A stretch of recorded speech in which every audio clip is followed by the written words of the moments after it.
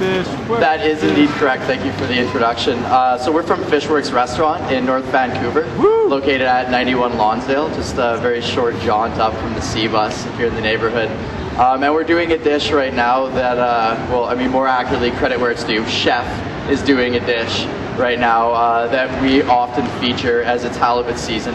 Until about October or so, we're getting in fresh halibut every single day, huge amounts of it, and selling it all super fast because we do dishes like this. So we're going to call this one Southwest Coast halibut, inspired by Southwestern flavors, Spanish flavors, this kind of thing.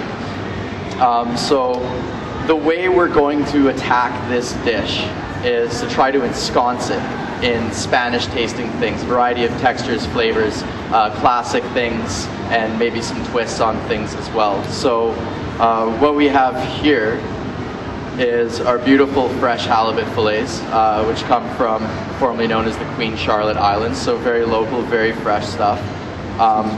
We're just going to make sure we salt it just a little bit beforehand, not too much beforehand, and there's debating schools of thought on this. Some people will salt their proteins well in advance, but we like to do it just before cooking. It draws out a lot of the moisture from the surface of the fish, which is something that you want to get a nice golden sear on fish. It's one of the reasons why people often have trouble making fish at home. It'll stick to the pan or whatever. What you want to do is salt it, but not too long beforehand. Draw out some of that moisture. Then right before you throw it in a very hot pan with plenty of oil, just give it a little pat dry. It's the moisture in between the fish and the pan that will evaporate at a rapid rate and slow down the high temperatures required for the Maillard reaction, which is the caramelization of protein sugars on the surface that gives you that beautiful color. So we're going to sear this fish, but what we should do first is get our corn chips ready. We're going to crust this fish with some tortilla chips. Some local organic corn chips, of course. So we're just going to blitz them up in the food processor real quick. And this is going to provide us a layer of texture. So we're going to be having some softer things as well. You don't want everything soft and flaky necessarily in a dish. Or at least that's our concept for this one, is to have contrast. We like to keep things exciting with our food, you know, something cool and something hot, something crispy and something soft at the same time. So this is our crispy element here.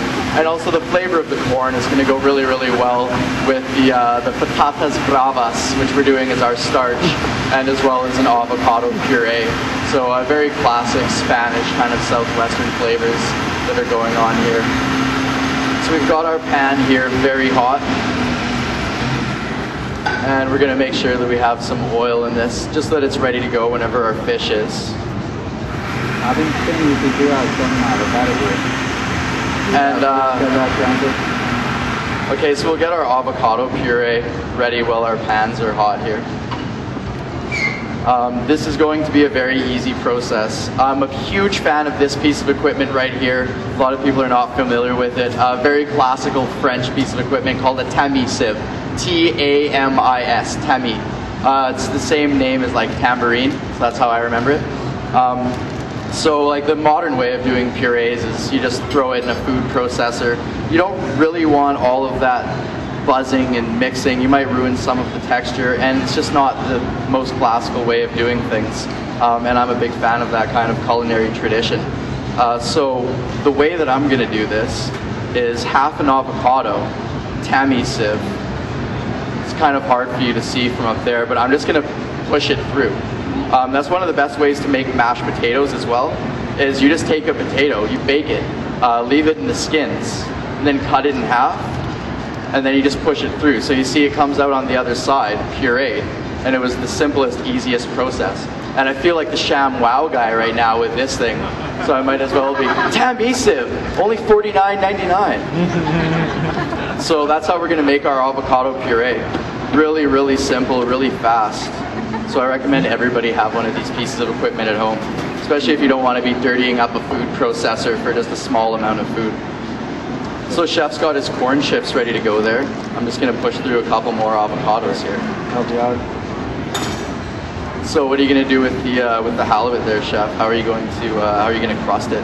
What's your plan of action? Just gonna put a little bit of olive oil, salt and pepper. I think it's ready. The pan is nice and hot right now. Excellent. I'm just going to give this fish a little pat, take some of the extra moisture off so we get a nice sear. And I'll put on a glove. Yep, salt and pepper, and then just a little pat to keep it dry. Our pan is very hot. I'm going to put on a glove. Food safety is very important.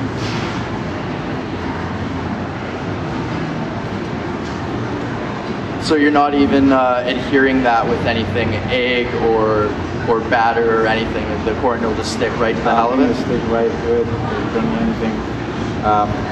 Basically, I love eating corn and guacamole, so this is I get this idea from it.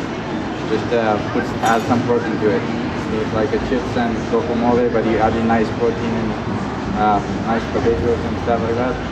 It's a nice, wholesome way to eat nachos. Exactly. Basically. So our pan's very hot. You can see chefs testing it by dropping a corn chip in there. Make sure everything's sizzling really well. And this is, as you would imagine, we cook a lot of fish at the restaurant, and this is the key to cooking fish. Get a nice, really hot pan. And we, at the restaurant, we don't have an oven heated up here, so we'll do it a little bit differently. But at the restaurant, the way we'll do it is just sear it in a really hot pan, flip it over, and then put it right into a really roasting hot oven. And if you spend any time in commercial kitchens at all, you'll see that that's the way that 9 out of 10 kitchens do it. You have an oven preheated to 500 degrees, and then you get your pan searing hot. So you engage that Maillard reaction in the pan, and then you put it in a roasting hot, dry oven, and it only takes 3 minutes, 4 minutes to cook a piece of fish. So you definitely don't want to overcook it.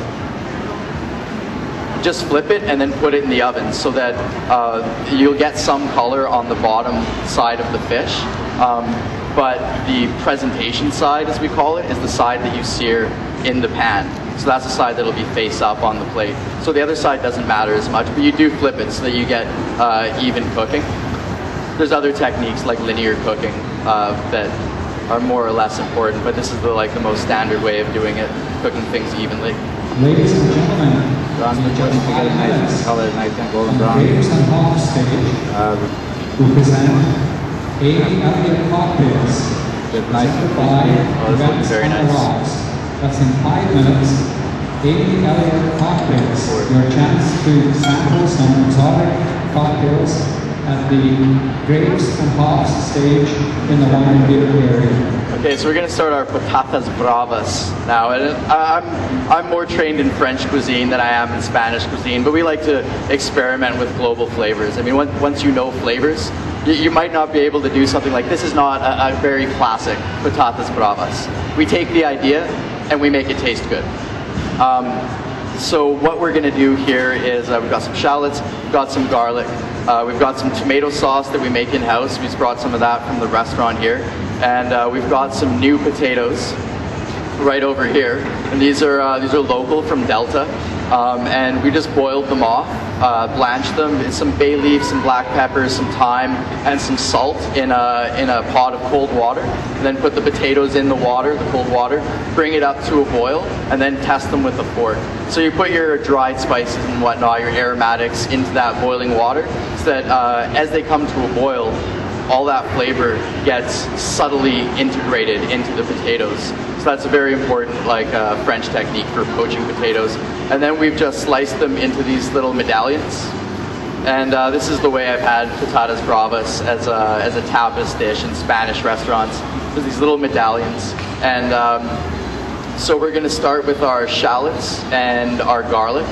And then after we saute those off, we're going to get a little bit of color on the potatoes, and then a little bit of tomato sauce as well, and try to reduce that.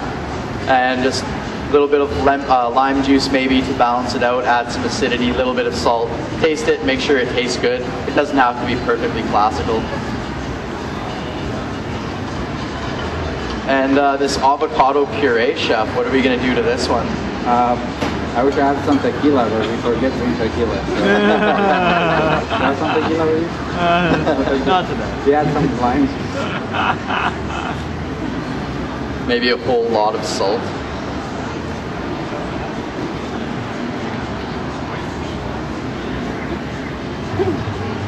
Yeah, I'm gonna add shallots. Garlic. So our butter's just starting to foam here. Don't let it get quite brown, and then shallots and garlic. You don't want to burn shallots and garlic. It's good to get a little bit of color, but yeah, you just want to make them sweat. And again, differing schools of thought. I'm a robust cook. I really like to get as much caramelization as I can on everything. Chef is a little bit more subtle than I am. Leads to a couple of disagreements in the kitchen. Chef always wins. Chef's always right. And so we're just going to sweat these out a little bit. Draws out some of the sweetness, and it changes the composition of some of the bitter alkaline compounds that make garlic and shallots so acrid when they're raw. So we just want to cook those out, draw out some of the sweetness, but not caramelize it too much. We're going to keep it simple. So we've got some basil, some cilantro coming into the equation here. These are looking nice and sweated. I'm going to add some patatas to this. Pardon my faux Spanish. I'm much better at faux French. And at this point, I'm also going to add a whole bunch of salt. Again, would you pass the salt, please, Chef? Thank you. Chef, can you tell us what's on the menu at the restaurant? Fishworks, we have a ocean-wise, 100% ocean-wise menu, and it's locally driven as much as possible.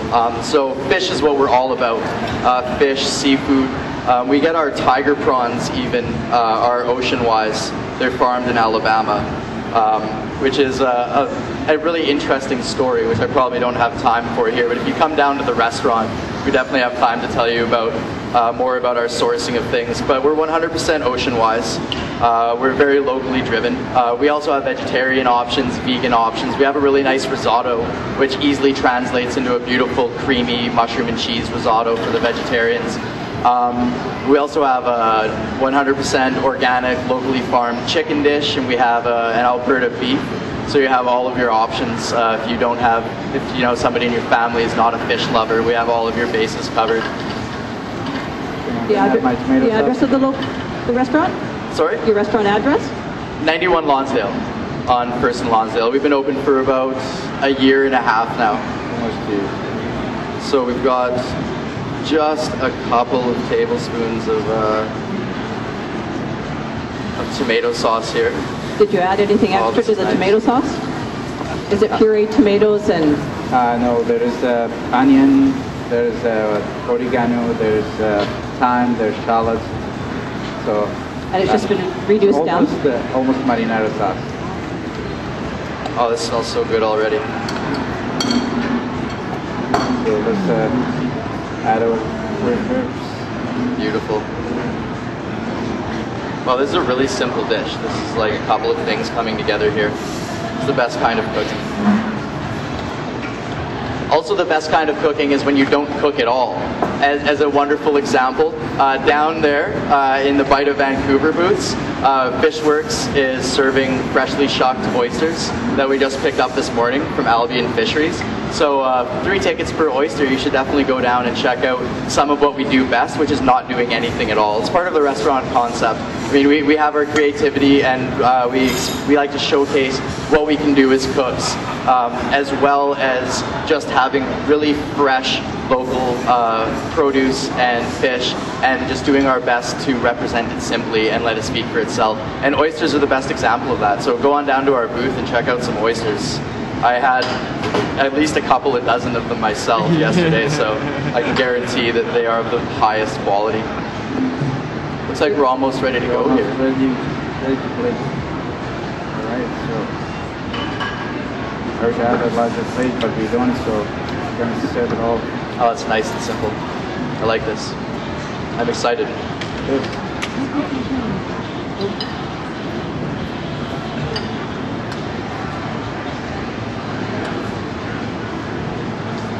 I feel pressure to keep talking, but at the same time, plating is a very serious spiritual moment.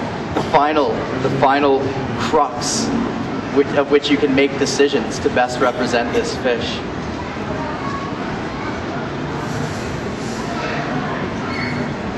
We've already got some nice interplay of colors.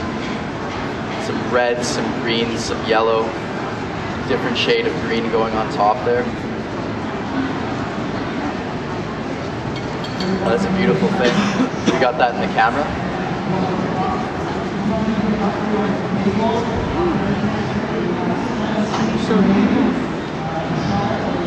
like that right there. Can you see that in the camera? It's visible. It's a really simple thing. But I mean, conceptually, it doesn't have to be complicated to be a beautiful and perfect thing. A classically inspired idea of the patatas bravas. A little bit of sweetness from that marinara sauce. Quite a bit of acidity as well, and some fresh green flavors from the cilantro and the basil.